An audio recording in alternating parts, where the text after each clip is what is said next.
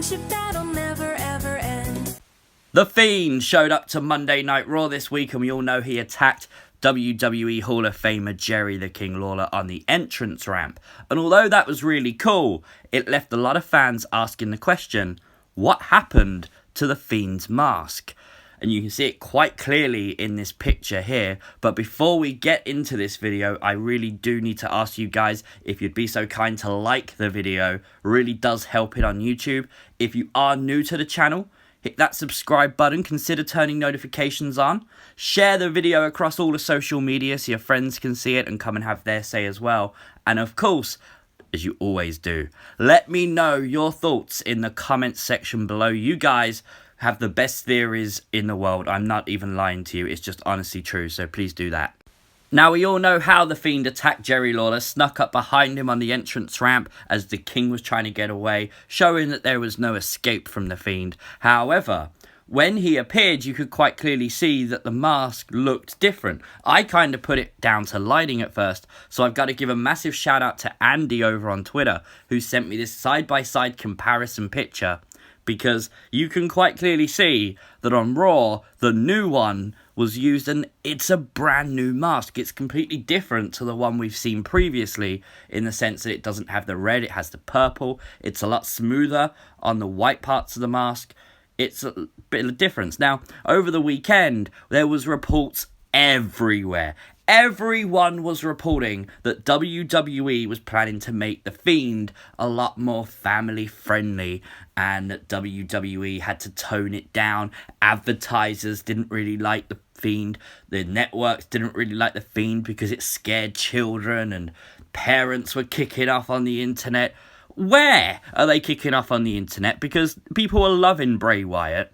But luckily for us, Bray Wyatt did respond to one of those. It's actually the main tweet on that thing, because I wanted to use that one because he actually replied to it, saying, "Stop spreading this propaganda and fire your informants," with a picture of the Grinch or a gif of the Grinch. And it was obviously wrong-o, because they're wrong. They're not toning it down at all. So we can rule that one out straight away. It's not due to WWE doing that. Now, when you actually look at this new mask, it is a lot brighter. It is very, as I mentioned before, smoother around the white parts of this mask, and that's probably needed. The way that Bray actually snuck up on the King, if you had that older mask where it was sort of darker and stuff and more detailed, you may not have got that sort of moment that Bray just appears. You can see him coming up and it's just like, oh my god, it would have been awesome. But it wouldn't have felt the same. Now, we all know how WWE likes to use their lighting. That is literally replaced pyro for 99% of their shows. And this time it worked perfectly. The light shining directly into Bray Wyatt's face made that mask highlighted. And we all could see the Fiend behind Jerry Lawler. The audience could see the Fiend. You heard the reaction. And that was exactly the reaction WWE wanted.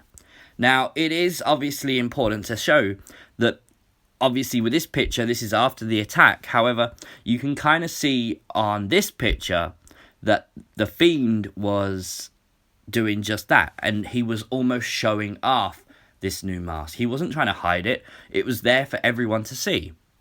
And I think one of the most important things we forget with Bray Wyatt is this evolution of a character. And that's what we've been watching with the Firefly Funhouse and things like that, is the evolution of the Fiend. And it's actually not even the first time the mask's been replaced. The one in the middle was him in the Firefly Funhouse. We have actually already seen now 3 versions of the Fiend's mask, which is insane considering he's had one match.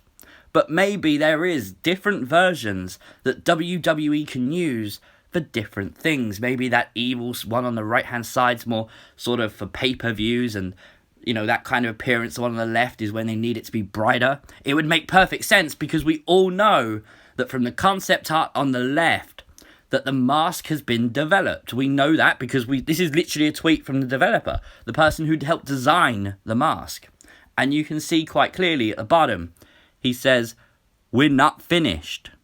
So they've already done the puppets, they've already done the masks. What else have you got left to do if it's not more masks? We kind of took this months and months ago to mean maybe people were going to be joining Bray Wyatt as the Fiend.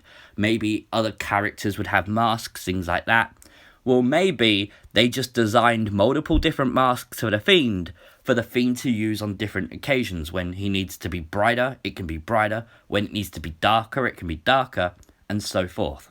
Well, let me know your thoughts in the comment section below. Don't forget to like the video, share it, subscribe to the channel if you're new, and as always, leave me your thoughts in the comment section below. Peace!